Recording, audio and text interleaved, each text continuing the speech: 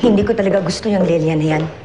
Siguro pati daddy mo, pinapainom na rin niya ng gamot. Kaya yun, kinukonsinting kabaliwan ng babaeng yun. Ang sabi ni daddy, intindihin na lang daw si mami.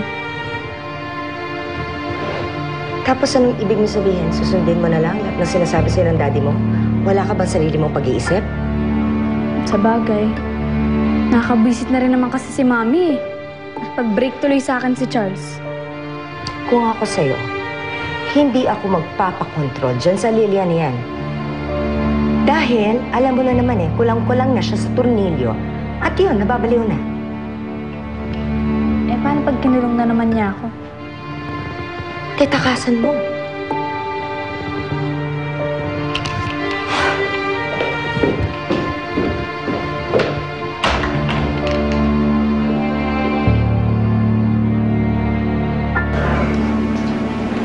Sana hindi na nagalit sa akin si Nay Lilian, no, Manang. Gusto ko po kasi siyang tulungan eh. Gusto ko na rin makalapit sa kanya. Parang dati. Pag nasa tabi niya ako, kumakalma siya. Namiss ko na yun eh. Gusto ko na siyang maalagaan ulit.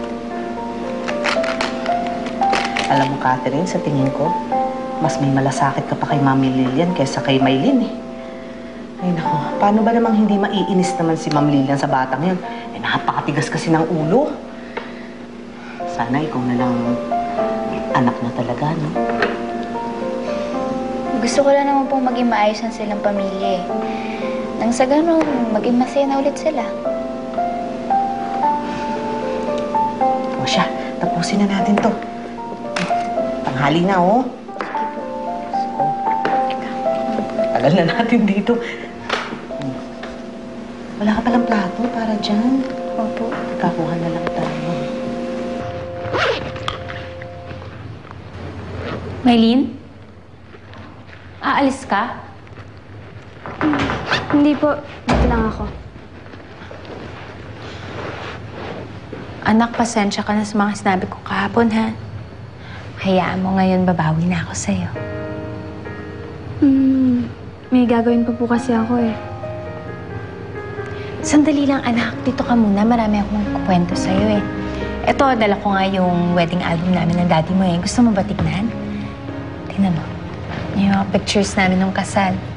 Alam mo ba, dinadala na kita nito noon. Tingnan mo. Kaya anak, lagi kitang babantayan. Para walang manakit sa'yo. Wala naman pong nananakit sa akin eh. Basta, lagi kitang aalagaan. Para dito ka lang sa tabi ko, ha? May pictures namin.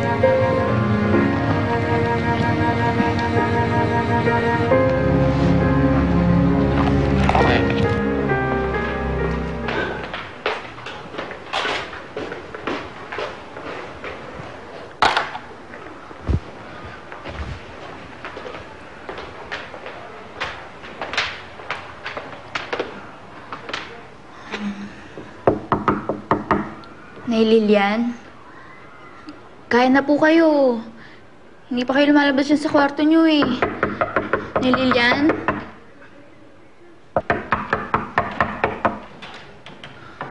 Nay Lilian?